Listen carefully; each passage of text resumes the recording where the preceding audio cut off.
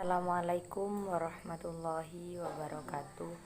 Perkenalkan, nama saya Hasni Nurlaili dengan NIM T 2019-1071. Saya di sini akan menerangkan tentang bimbingan dan konseling di sekolah. Yang pertama, saya di sini akan menerangkan hakikat bimbingan dan konseling di sekolah. Saya awali dengan pengertiannya bimbingan dan konseling. Apa yang dimaksud dengan bimbingan? Bimbingan merupakan bantuan yang diberikan kepada individu secara kontinu dan sistematis yang dilakukan oleh seorang profesional. Yang dimaksud dengan orang profesional di sini adalah konselor yang bertujuan untuk membantu proses pengembangan potensi diri, pemahaman diri, serta penyesuaian diri agar dapat berkembang secara optimal. Dan ini melalui pola-pola yang dilakukan di lingkungan sosial seperti lingkungan sekolah, lingkungan masyarakat, lingkungan keluarga. Konseling merupakan kegiatan tatap muka antara konselor dan konseli. Jadi konselor dan konseli ini dalam sekolah itu terjadi antara guru BK dan peserta didik. Dalam rangka apa? Dalam rangka memberi bantuan yang dilakukan untuk memahami dan mempermasalahkan yang ada di hadapannya, dan yang merupakan sebuah proses terpadu dari bimbingan tadi yang saya jelaskan. Jadi bimbingan dan konseling ini merupakan bagian integral dari proses pendidikan dalam rangka memberi bantuan yang dilakukan konselor untuk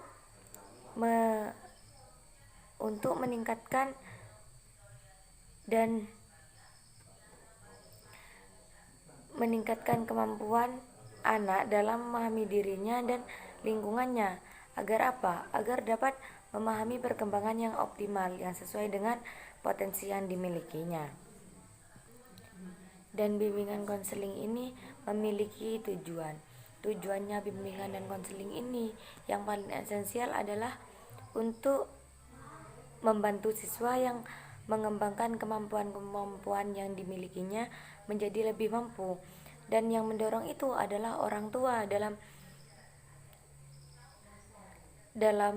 memberikan semangat kepada anaknya dan dalam mengawasi anaknya untuk mengembangkan bakat yang dia punya dan mendampingi anak-anaknya untuk mengembangkan potensi yang dimilikinya. Dan yang menjadi pendorong ini juga konselor yang ini agar memberikan apa? Memberikan pembelajaran yang sehat dan kondusif seperti itu. BK di sini juga memiliki fungsi yang pertama yaitu fungsi pemahaman, yang kedua yaitu fungsi fasilitasi, yang kedua yaitu penyesuaian, yang selanjutnya yaitu penyaluran, yang selanjutnya yaitu adaptasi, yang selanjutnya yaitu pencegahan, lalu perbaikan, penyembuhan, dan pemeliharaan, selanjutnya yaitu pengembangan. Jadi dalam bimbingan dan konseling ini fokus pada pengembangan bakat yang anak-anak itu punya. Dan juga dalam bimbingan dan konseling ini memiliki bidang-bidang tertentu. Dan bidang-bidang ini dalam bimbingan konseling ada 4. Yang pertama yaitu bimbingan pribadi, yang kedua bimbingan sosial, yang ketiga itu bimbingan akademik, yang keempat bimbingan karir. Dalam bimbingan pribadi ini biasanya guru BK ini memiliki motivasi tersendiri dari BK tersebut. Dan bimbingan sosial ini biasanya terjadi dalam permasalahan yang mereka punya. Yang akademik ini seperti prestasi yang mereka capai. Yang kelima adalah karir, yaitu pengembangan bakat dalam masyarakat seperti itu. Bab yang selanjutnya yaitu tentang bimbingan konseling untuk meningkatkan motivasi berprestasi. Bab selanjutnya yaitu tentang bimbingan dan konseling untuk meningkatkan motivasi berprestasi. Jadi di sini siswa itu semua punya keinginan yaitu menjadi yang terbaik. Maksudnya menjadi yang terbaik di sini adalah berprestasi. Dan di sini dihadirkan dengan motivasi berprestasi. Apa sih motivasi itu? Motivasi yaitu suatu dorongan, kekuatan atau keinginan yang terdapat dalam diri siswa yang menyebabkan siswa itu bergerak atau bertindak. Sehingga motivasi berprestasi yang tinggi itu mendorong siswa itu fokus untuk mencapai tujuan yang mereka punya. Dan motivasi berprestasi ini juga merupakan ciri seseorang yang mempunyai harapan tinggi untuk mencapai keberhasilan tanpa memandang kekuatan kegagalan. Jadi konsep dasar motivasi di sini dalam sekolah itu sangat dibutuhkan oleh peserta didik. Untuk apa? Untuk motivasi belajar. Jadi motivasi belajar di sini sangat berperan untuk apa?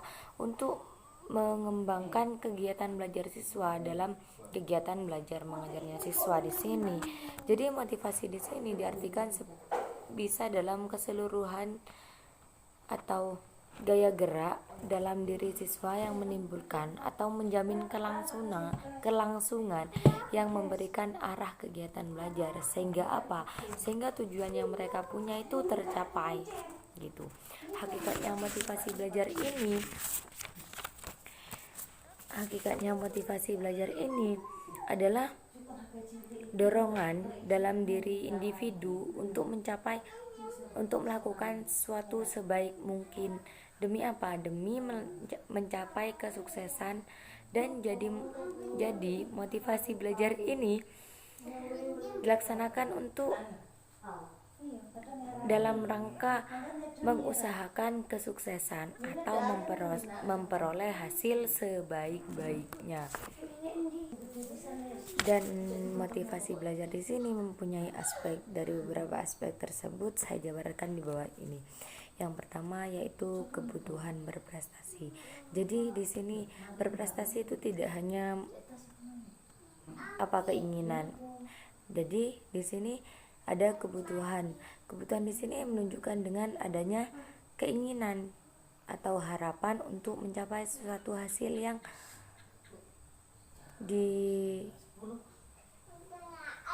dinyatakan dengan eksplisit.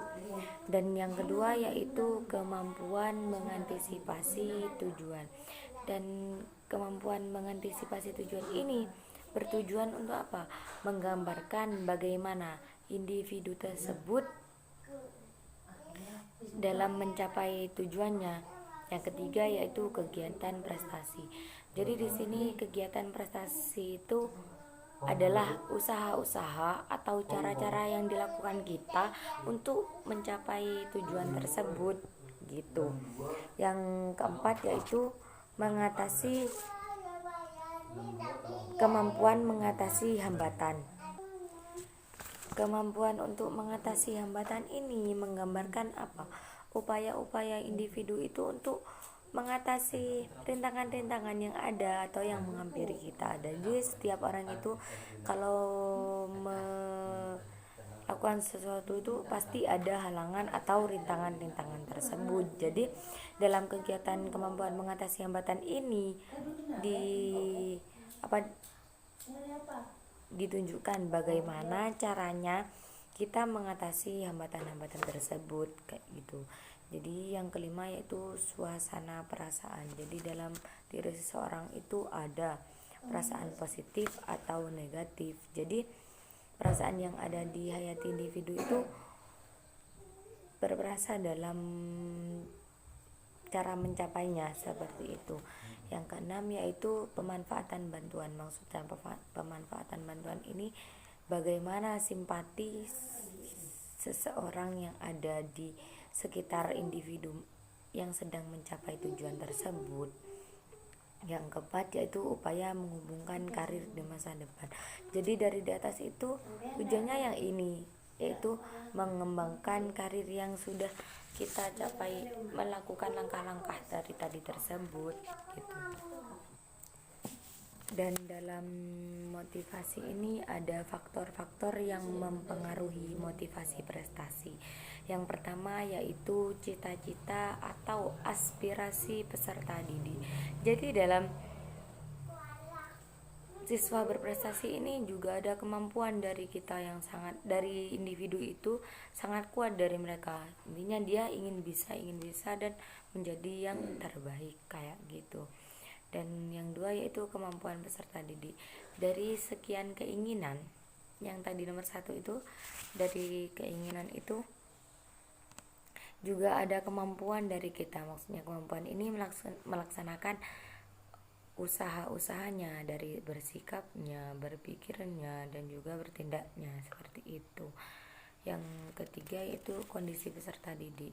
Dari kondisi peserta didik jasmani maupun rohani ini menunjukkan bahwa dalam jika kondisi jasmani dan rohani ini terganggu, tidak akan berhasil ataupun menjadi prestasi itu tidak akan. Maksudnya di sini jika ada yang dari jasmaninya kita itu kekurangan apa, hal-hal yang misalnya kekurangan bisu gitu, itu ya sudah mengganggu banget. Maksudnya mengganggu di sini mengganggu dalam memusatkan pelajaran, perhatian pembelajaran kayak gitu. Yang selanjutnya itu kondisi lingkungan peserta didik. Jadi di sini kondisi lingkungan itu sangat terpengaruh dalam belajar, yaitu dalam kurang kondusif, yang kurang intinya yang kurang kondusif tersebut gitu. Yang kelima yaitu unsur-unsur dinamis dalam pembelajaran. Yang ketujuh upaya pengajar dalam pelajaran peserta didik. Jadi di sini guru ini menjadi konselor tadi tersebut. Dan juga ada jenis kelamin ini juga mempengaruhi prestasi di sini. Dan pengakuan, maksudnya pengakuan di sini, ini loh anak yang berprestasi kayak itu. Jadi di sini guru itu mengajarkan kepada peserta yang berprestasi itu harus adanya pengakuan seperti itu. Sekian presentasi dari saya, kurang lebihnya saya mohon maaf. Wassalamualaikum warahmatullahi wabarakatuh.